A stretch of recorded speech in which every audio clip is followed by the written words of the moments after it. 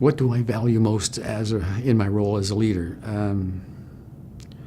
I think the values that I find most helpful to me are the stories that I hear from the people who attend, their frustrations or their joys, their pleasures,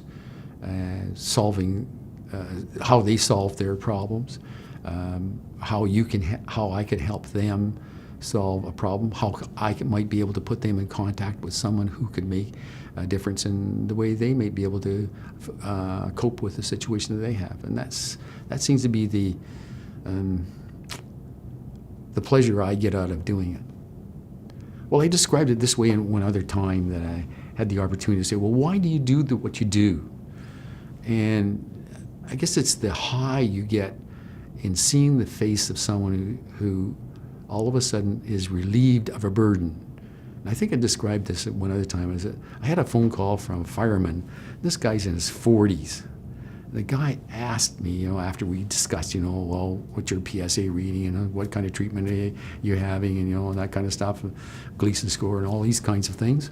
And, getting that information and relating and having other information about other fellows in their particular situation. The guy asked me the question, well, I'm going to live long enough to see my son graduate. And, well, what a question to ask. And so having this all of your information, I said, absolutely, you're going to see, well, here's a guy that's this happened to him, and he's been around for so long, and this is another guy's happened to him. So I don't see any reason why, you couldn't be in the same shoes as these other guys. And you could almost hear the guy's sigh of relief on the end of the phone. Yes, I have a possibility.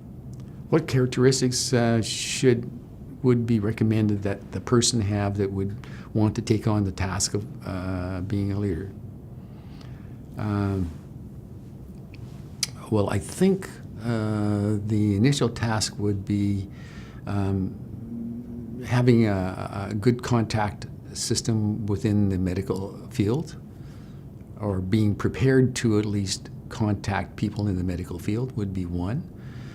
Organizational skills, I think, would be another.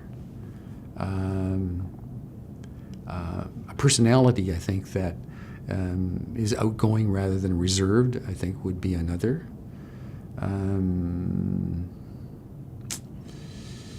You don't have to be a chartered accountant.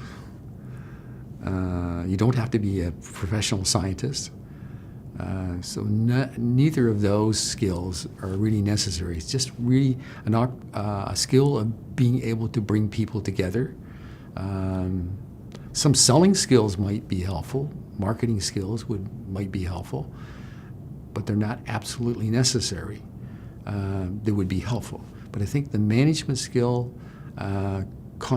capability of contacting people to help, those kinds of skills, I think, would be the primary ones.